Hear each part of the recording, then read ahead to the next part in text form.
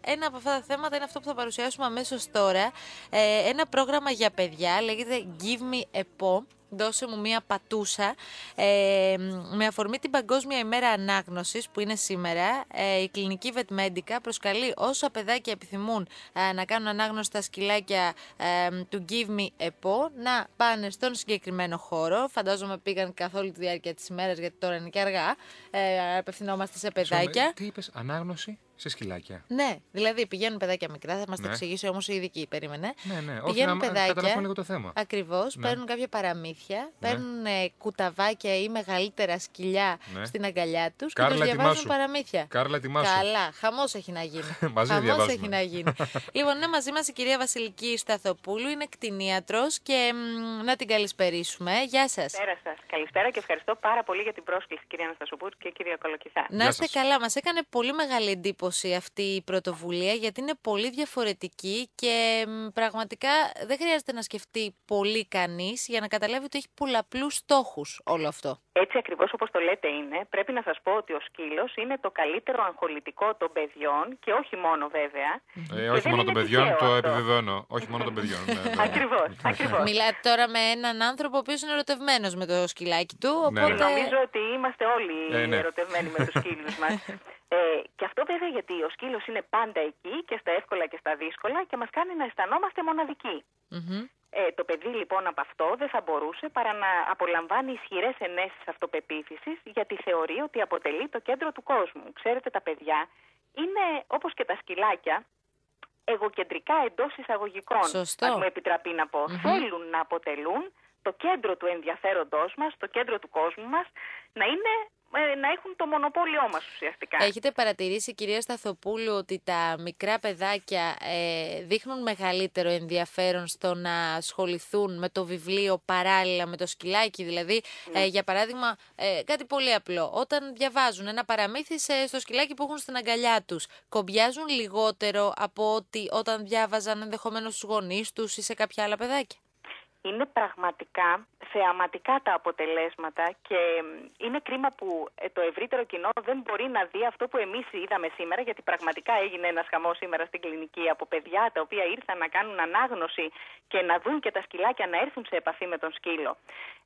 Παιδάκια τα οποία είτε έχουν μαθησιακή δυσκολία, γιατί στην αρχή παρερμηνέθηκε λίγο ο στόχος του προγράμματος, δεν αποσκοπεί μόνο σε παιδάκια, δεν στοχεύει μάλλον μόνο σε παιδάκια τα οποία έχουν κάποια μαθησιακή δυσκολία, αλλά και σε παιδάκια τα οποία απλώς θέλουν να διαβάσουν ένα βιβλίο παραπάνω.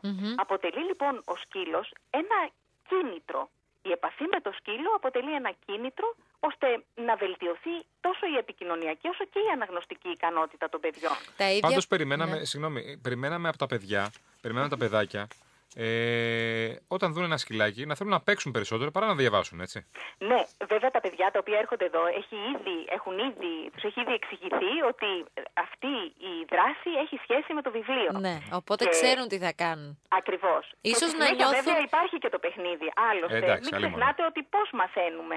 Μαθαίνουμε πάντα σε περιβάλλοντα στα οποία αισθανόμαστε ασφαλή, σε περιβάλλοντα στα οποία υπάρχει και κάτι διασκεδαστικό, γιατί ναι, τα βιβλία είναι απόλαυση, αλλά για τα παιδιά όχι, δεν είναι απόλαυση το να διαβάζεις ένα βιβλίο έτσι σκέτα και από μόνο του. Ίσως, κυρία Σταθοπούλου, να νιώθουν τα παιδάκια ότι σε αυτή την περίπτωση είναι μεγάλη επί της ουσίας. Γιατί έχουν ένα σκυλάκι στην αγκαλιά τους και τους μαθαίνουν κάτι. Έτσι ακριβώς όπως το λέτε, μέσα σε αυτήν τα ωφέλη, όπως είπατε, είναι πολλαπλά. Καταρχήν έχουμε την ανάπτυξη της συναισθηματικής νοημοσύνης του παιδιού, της λεγόμενης ενσυναίσθησης.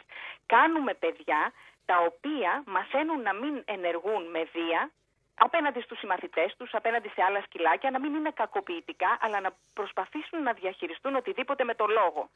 Το δεύτερο είναι η ανάληψη της ευθύνης. Και ένα πολύ σημαντικό κομμάτι είναι αυτό που μόλις τώρα είπατε, ότι η δυνατότητα του παιδιού να αυτενεργεί μέσα σε αυτή τη διαδική σχέση, όπου αισθάνεται ουσιαστικά ο κυρίαρχος του παιχνιδιού, είναι πάρα πολύ σημαντικό. Κάνει το παιδί να αισθάνεται ότι είναι κάποιος πολύ σημαντικός. Είναι αυτό που βλέπουμε και με κάποια κοριτσάκια κυρίως και τα αγοράκια που παίρνουν τα παιχνίδια και τους μιλάνε, αλλά αυτά δεν απαντάνε. Τα ζωάκια όμως έχουν αντιδράσεις. Δηλαδή μπορεί να δώσουν ένα φυλάκι και ναι, είναι. Εδώ το διαφορετικό είναι ότι αν η μαμά μας δεν είναι διαθέσιμη, αν ο μπαμπάς μας δεν είναι διαθέσιμος για κάποιο λόγο, γιατί έχει δουλειές, αν το αδερφάκι μας έχει κάποιες άλλες υποχρεώσεις, αυτό που χαρακτηρίζει το σκύλο είναι η διαρκής διαθεσιμότητα. συχνότητα στο κάλεσμα του παιδιού. Ο σκύλος είναι πάντα είναι εκεί. Και δεν κρίνει. Αυτό είναι το σημαντικό. Κυρία Σταθοπούλου, υπάρχει, αυτό ήθελα να πω, ότι και τα παιδιά νιώθουν ότι κρίνονται λιγότερο. Νιώθουν ότι έχουν κάποιον απέναντί τους που τους ακούει οποιαδήποτε στιγμή, όποτε και αν χρειαστεί. Και το σίγουρο είναι πως δεν θα το μαλώσει, δεν θα το κρίνει, δεν θα αισθανθεί άσχημα κλπ. Μα παιδάκια τα οποία έχουν μια ιδιοσυγκρασιακή συστολή είναι λίγο πιο ντροπαλά σε σχέση με άλλα παιδάκια και αποφεύγουν να κάνουν ανάγνωση, να εκθέσουν αυτόν έτσι δημόσια στην τάξη, στους φίλους τους. Αυτό με αποτέλεσμα βέβαια να μην δημιουργούν δεσμούς αγάπης με το λογοτεχνικό κείμενο, να μην δημιουργούν δεσμούς αγάπης με το βιβλίο γιατί το φοβούνται. Έχει αποδειχθεί ότι η παρουσία σκύλου διαβάζουν αβίαστα, γιατί αισθάνονται ότι δεν κρίνονται. Ο σκύλος ποτέ δεν θα κρίνει το παιδί από το πόσο καλά διάβασε ένα κείμενο.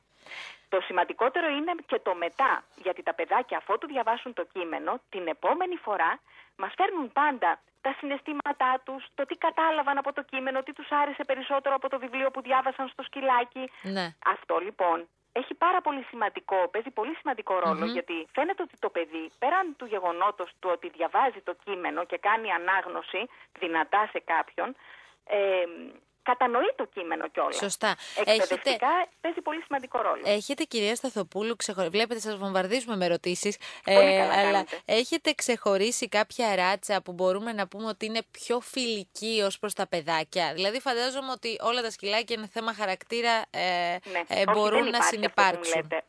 Όλα τα σκυλάκια εν δυνάμει θα μπορούσαν να είναι σκύλοι ακροατές, να είναι σκυλάκια του Give Me a Paw. Άλλωστε και τα πιο άγρια, ας το πούμε σε πολλά εισαγωγικά σκυλάκια, και τα σκυλάκια γίνονται άγρια αναλόγως με ποιον μεγαλώνουν. Με τα ερεθίσματα που έχουν. Δεν γίνονται. Τα σκυλάκια τα οποία συμμετέχουν στο πρόγραμμα είναι σκυλάκια τα οποία είναι υγιή, γιατί γίνεται συνέχεια έλεγχος της υγείας τους, γιατί έχουμε να κάνουμε με παιδιά, οπότε είναι πάρα πολύ σημαντικό να ελέγχεται τακτικά η υγεία τους. Είναι σκυλάκια τα οποία είναι ασφαλισμένα και είναι σκυλάκια τα οποία σαν χαρακτήρες ιδιοσυγκρασιακά είναι πραγματικά πάρα πολύ ήπια. Μας ήρθε μια ερώτηση. Δεν ξέρω, κάποιος θα είναι γονιός και θα έχει τον προβληματισμό. Τα σκυλάκια Σαρπέι είναι για τα παιδάκια? Τα σκυλάκια Σαρπέι είναι δύσκολοι. Έχουμε και μια δυναμία εμείς τώρα στα Σαρπέι. Εντάξει, είναι πολύ όμορφα, ναι, εντάξει. Είναι πανέμορφα. Χαρακτήρες, θα σας εξηγήσω για ποιο λόγο. Γιατί από πολύ μικρή ηλικία η πρώτη μάλλον αφόρμητη απάντηση που μου έρχεται είναι εν δυνάμει ναι. Όμως υπάρχει ένας περιοριστικός παράγοντας αυτό. Επειδή τα σκυλάκια αυτά από πολύ μικρή ηλικία αντιμετωπίζουν προβλήματα με εντρόπια, εκτρόπια στα ματάκια τους, με δερματοπάθειες λόγω της ζάρας δίπλας που έχουν. Είναι σκυλάκια τα οποία από πολύ μικρή ηλικία, αν δεν αντιμετωπίσουμε τα προβλήματα υγείας, φοβούνται να πάμε να τα χαϊδέψουμε πάνω από το κεφάλι γιατί πονούν, και με αποτέλεσμα ο πόνος να φέρνει και μια αμυντική στάση απέναντι στον άνθρωπο. Αυτό έχει να κάνει όμως και με τη φροντίδα του ανθρώπου που... Ακριβώς. Αν τα προβλήματα υγείας αντιμετωπιστούν σε πολύ πρώιμη ηλικία, τότε πρέπει να σας πω ότι ο χαρακτήρας δεν αλλοιώνεται. Υπάρχουν ασφαλώς και φυλές οι οποίες δεν θα μπορούσαν ενδεχομένως να χρησιμοποιηθούν για τέτοιο σκοπό. Μάλιστα. Και κυρίως λόγω μεγέθους, επειδή μπορεί να είναι λίγο πιο άγαρμπες ή μπορεί να είναι, αλλά όλα είναι θέμα εκπαίδευσης. Να μην ελέγχουν τη δύναμη τους. Λοιπόν, εγώ θέλω, κυρία Σταθοπούλου, για να κλείσουμε, να σας πω, δεν ξέρω αν το έχετε διαβάσει κι εσείς, για μία είδηση που διαβάσαμε σήμερα για ένα pitbull, το οποίο, πού ήταν, σε ποια χώρα, εσύ Γιάννη, θυμάσαι? Να σου πω την αλήθεια, ναι, ένα pitbull 80 κιλά. Ήταν ένας μεγαλόσωμος γίγαντας, ο οποίος τον έλεγαν αγαθό γίγαντα συγκεκριμένα. Έτσι το όνομά είναι. του... Συνήθως αυτά είναι και πολύ αγαθοί γίγαντες. Το όνομά του είναι Hulk και όχι άδικα. Και... Μου φαίνεται πολύ μεγάλο για pitbull βέβαια. 80 κιλά. Πρέπει να δείτε τις φωτογραφίες, γιατί το παίξαμε το πρωί και στους ατέριες στην τηλεόραση. Το οποίο είναι ακακό, δηλαδή βλέπαμε ένα τρίχρονο αγοράκι να το καβαλάει κανονικά και να παίζουν μαζί. Ήταν απίστευτη εικόνα. Να ρωτήσω για την Κάρλα. Ναι, ρώτα κι εσύ. Βρήκες τη γυναίκα τώρα. Είμαι πατέρας, τι να κάνω. Λοιπόν, είναι η κυρία, η Κάρλα είναι το... καταλαβαίνετε. Είναι ο έρωτάς σας από ό,τι κατάλαβα. Ακριβώς, ναι, αυτή είναι. King Charles είναι, καβαλιέρη. Είναι πάρα πολύ ωραία τα King Charles, είναι εξαιρετικά. Μάλιστα. Ευχαριστούμε πάρα πολύ. Τίποτα.